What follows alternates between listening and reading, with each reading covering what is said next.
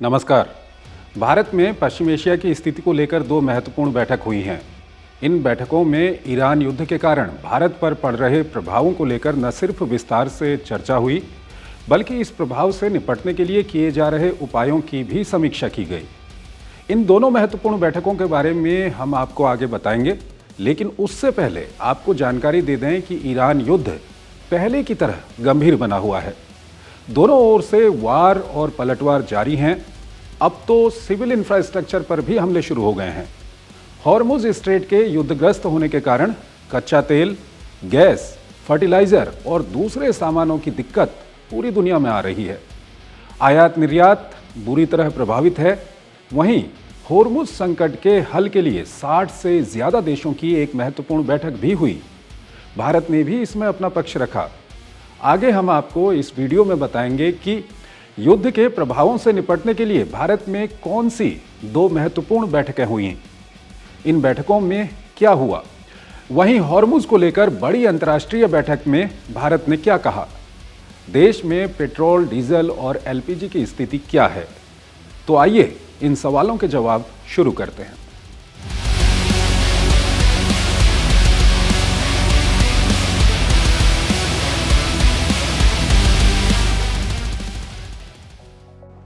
एक तो रक्षा मंत्री राजनाथ सिंह की अध्यक्षता में मंत्रियों के अनौपचारिक समूह यानी कि आईजीओएम की दूसरी बैठक हुई। यहां युद्ध के प्रभाव को कम करने के लिए सरकार द्वारा उठाए जाने वाले अगले कदमों पर चर्चा की गई।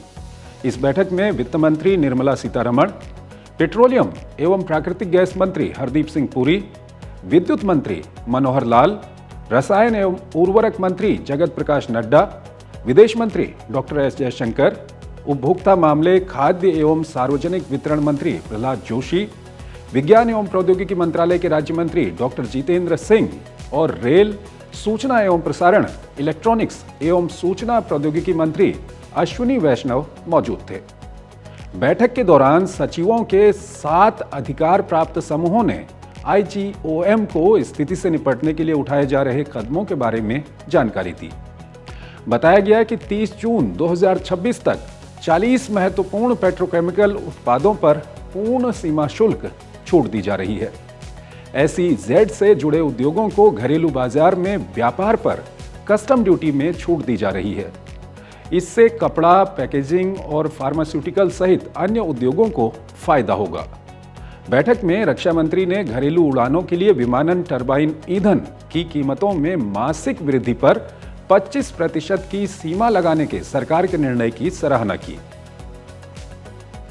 इस कदम से लोगों को अचानक किराया बढ़ने से बचाने में मदद मिलेगी। बैठक में बताया गया कि घरेलू एलपीजी को प्राथमिकता दी जा रही है और इसकी देश में कोई कमी नहीं है। प्रवासी श्रमिकों को 5 किलो के 4,30,000 से अधिक सिलेंडर बेचे जा चुके हैं। कॉमर्शियल और ऑटो एलपीजी की दिक्कत आ रही है, लेकिन इसे भी 80% तक पूरा किया जा रहा है। जहां भी संभव हो, औद्योगिक उपयोग के लिए पाइप युक्त प्राकृतिक गैस यानी कि पीएनजी को बढ़ावा दिया जा रहा है। शरारती तत्वों पर पूरी नजर रखी जा रही है। जानबूझकर सोशल मीडिया पर फोटोशॉप और मॉर्फ की गई तस्वीरें और भ्रामक सामग्री प्रसारित करके दहशत फैलाने की कोशिश करने वालों पर कार्रवाई हो रही है। वहीं दूसरी बैठक हुई सचिव पेट्रोलियम और सभी राज्यों और केंद्र शासित प्रदेशों के अपर मुख्य सचिवों और प्रधान सचिवों की। यहां राज्यों को सलाह दी गई कि वो जमाखोरी, डायवर्जन और भ्रामक जानकारी के प्रसार पर कड़ी निगरानी रखें, ताकि अनावश्यक घबराहट की स्थिति पैदा ना हो। इस बैठक में राज्यों ने बताया कि एलपीजी आपूर्ति में ऐसी कोई बाधा नहीं है जिससे प्रवासी श्रमिक प्रभावित हों। बैठक में राज्यों को कहा गया कि ऑटो एलपीजी और पेट्रोल दोनों पर चल सकते हैं, इसलिए उन्हें पेट्रोल के उपयोग के लिए प्रोत्साहित किया जाना चाहिए। इसके अलावा हॉर्मुज संकट का हल निकालने के लिए हुई अंतर्राष्ट्रीय वर्चुअल बैठक में भारत समेत फ्रांस, जर्मनी, कनाडा और यूएई सहित 60 से अधिक देशों ने हिस्सा लिया।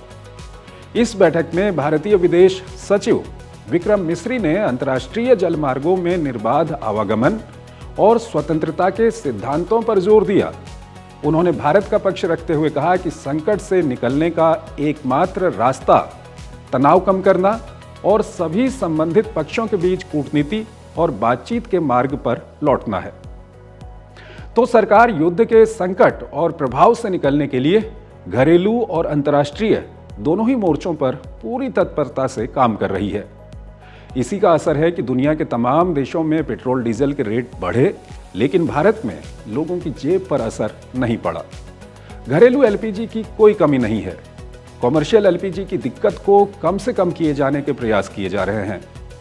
भारत अपनी कूटनीति और वैश्विक संबंधों के बल पर देश में पर्याप्त कच्चे तेल के जहाजों को भी लाने में सफल हो रहा है। दूसरे प्रभावित क्षेत्रों पर भी काम जारी है। यहाँ पर बस आप लोगों से अपील है कि पैनिक ना करें, आधिकारिक स्रोतों से जानकारी लें और इस वैश्विक संकट से निपटने में सरकार की मदद करें। तो आज इतना ही। नमस्कार।